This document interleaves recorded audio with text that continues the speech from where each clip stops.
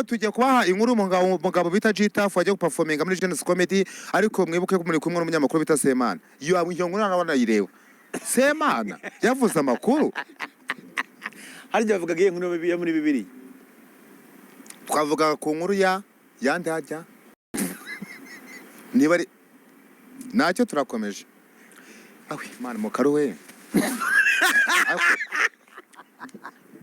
nyine bavuga giye nkuru muri bibiri mbura niba ari ikintu nkunda mu buzima mukaru iyo nyisomyeho cyane ndibagirwa wakeye kuba ufashije ukanyibutsa ibyo twari turiho ku marinete ye no mu magambo menshi yisukiranye ndetse arimo ibisetso byinshi cyane. Uyu musore biragoranye ko mwamarana umunota muri kuganira utaraseka, ni ibintu bidashoboka rwose. Noneho ahantu abera akaga muba muri kuganira hashize nk'amasegonda nka 30 ikintu mwari muri kuganira mukivuyeho, wamubwira uti twari turi kuyihesije agahita byibagirwa byose. By'umwihariko nje kukubwira ibintu bigiye bitandukanye utaruzi kuri G-Tough, ariko bikaba ari ngombwa yuko ubimenya kuko uyu muhungu cyangwa se uyu musore yabaye ikimenya bose muri industry y'u Rwanda. Amazina ye nyakuri yiswe n'ababyeyi ni Ntakirutimana Amza, ariko muri ya style ye yo gusetsa abantu nawe ubwe atabizi biri muri kamere ye,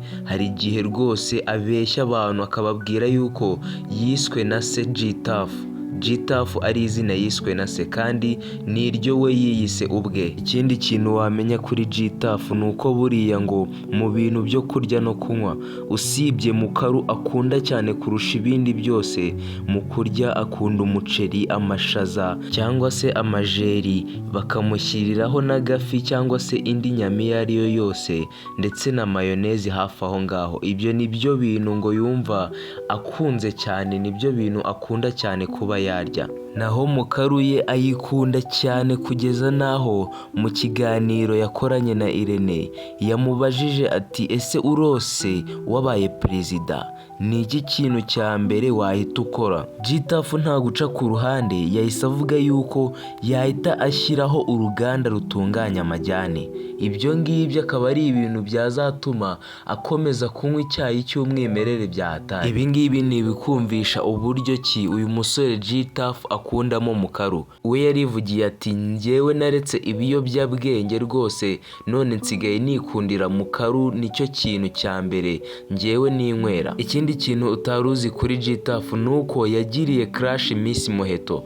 G-Tough we ubwe mu magambo ye muri Genesis Comedy baramubajije bati nuhe mukobwa ukunda cyangwa se w'inshuti yawe? Yihuse cyane mu gusubiza G-Tough yahise avuga ati umukobwa nkunda wa mbere ni Miss Nshuti Divine Muheto. Ni ibintu byatunguye abantu benshi ndetse bariyamira muri Genesis Comedy, muri make birabarenga. Mu gusobanura uyu G-Tough yavuze yuko hari igihe ajyana arota uyu nguyu Miss Muheto akamurota mu nzozi bari kumwe rwose bishimye. Ikindi kintu nakubwira kuri G-Tough utaruzi nuko yigeze kubaho umukorodoniye, yadodaga inkweto rwose kandi yabikoraga neza. We ubwe mu magambo ye yivugira yuko kari akazi kamutunze. Ikindi kintu wamumenyaho kandi yafunzwe amezi 6 kwa Mbuga azize urumogi.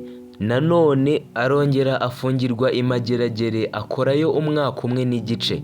Atashye nibwo yagiye muri rehabilitation. Ku bantu batazi rehabilitation ni ahantu ugenda bakagukuramo ibiyobyabwenge ukazagaruka nta kiyobyabwenge na kimwe kikuri mu mubiri. Ikindi kintu nakubwira kuri G-Tough nuko afite impano yo kurapa nubwo atari yasohora indirimbo rwose, kandi we mu magambo ye yivugira yuko yakuze akunda Tough Gang cyane ku buryo yumvaga azajya muri Tough Gang nawe akaba joininga, ariko ngo ntago byakunze kubera impamvu zimwe na zimwe zitandukanye.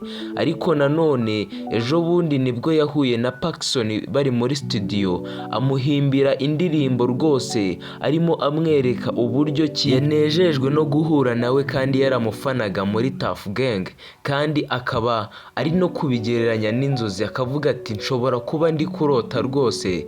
Ndetse ahangaha G-Tough bamusabye ko ashyiraho freestyle, G-Tough yararapye karahava ndetse amarira aratakara rwose kubera ibyishimo yari afitiye uyu Paxson. ndagushimiye wowe wari udukurikiranye kandi ndagushimiye nawe wakoze subscribe kuri Dego Media. N'undi wese udukurikiranye akaba atarakora subscribe namushishikariza kuyikora, kandi mujye mwibuka gukanda like kuri video ndetse mujye no muri comment mutubwire. Je twari kumwe mu kiganiro, amazina ni Ismael Niyogusengwa, shira impaka naryo ni iryanjye. Bura niba ikintu nkunda mu buzima mu karo, Yego. iyo nyisomyeho cyane ndibagirwa wakiye kuba ufashije ukanyibutsa ibyo twari turiho. kavuga inkuru y'ukuntu umwami Nebukadinezari Yego, harya ari umwami wa hehe? si umwami wo mu gacyecurura